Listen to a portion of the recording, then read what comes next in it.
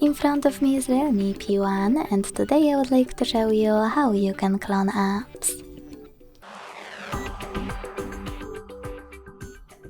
Begin by opening Settings and scrolling to Hit Apps. Now hit App Cloner and tap on any app you wish to clone. Then use this switcher next to Create App Clone and wait. When your new app is ready, you can manage those two options. Rename App Clone.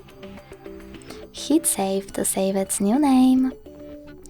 And tap on When using Quick Functions to pick one of those options. To delete your app, click on the same switcher and confirm your choice in the pop-up.